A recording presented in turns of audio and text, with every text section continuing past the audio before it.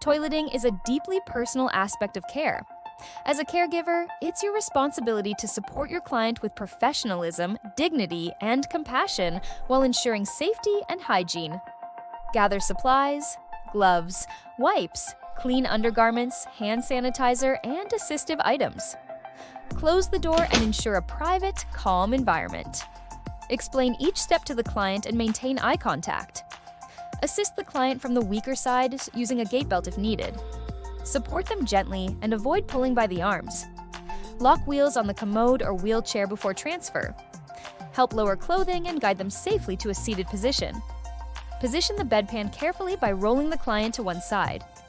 Keep the client covered with a sheet or blanket. Step aside briefly while remaining nearby to ensure privacy and safety. Always wipe from front to back to prevent infection. Use a clean wipe for each pass and wear gloves. Help the client wash their hands or use sanitizer. Dispose of soiled materials properly. Ask permission before each step. Are you ready for me to help you now? Speak calmly and respectfully.